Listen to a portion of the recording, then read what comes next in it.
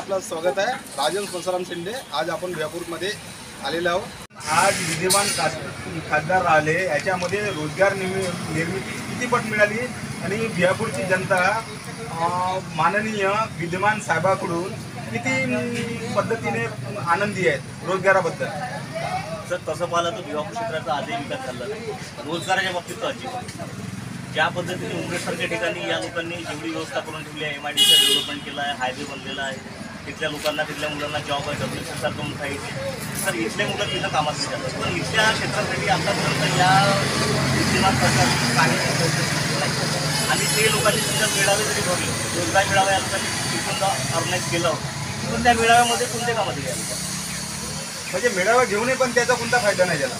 कोणते मुलं गेले, किती लोक गेले मेळाव्यामध्ये? काहीच नाही। मेळाव्यामध्ये फक्त या लोकांनी फक्त काय केलं की घेऊन ठेवला, काही कंपन्यांना त्यांनी बोललं असेल, पण त्या ठिकाणी क्वालिफिकेशन एज ह्या सगळ्या गोष्टी क्रायटेरिया असतात, त्याच्यामुळे आपल्या इकडल्या मुलांना जॉब मुश्किल होतं। आणि अशी कुठलीही कंपनी या ठिकाणी या लोकांनी म्हणजे आतापर्यंत जवळपास 1000 ते 2000 लोक काम करतात।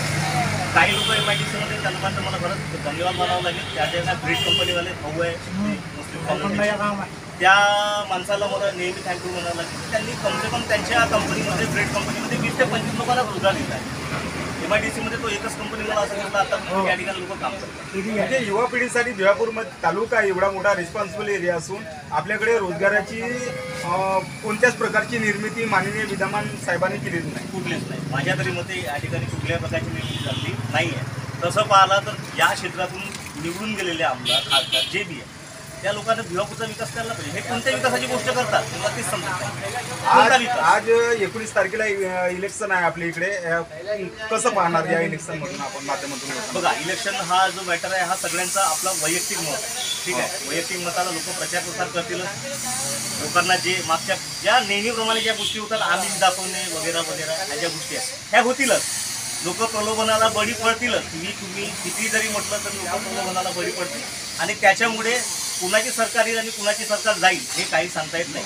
लोक तेही म्हणत होते, आतापर्यंत खूप साऱ्या गोष्टी सुरू होत्या। EVMच्या बद्दल लोक बोलत होते की EVM मशीन नाही पाहिजे, असंही बोलत होते लोक, बोलले बॅलेट पेपरचा वापर करा असंही म्हणतात, पण त्याच्यावर आतापर्यंत कुठल्या प्रकारची कारवाई झाली नाही, का झाली नाही हे म्हणजे भिवापूरमध्ये आतापर्यंत युवा पिढीसाठी कोणत्याही प्रकारच्या विद्यमान सरकार जे राहिली 10 वर्ष राज केला तर कोणत्याही प्रकारचा रोजगार मिळाला नाही, मला तर नाही।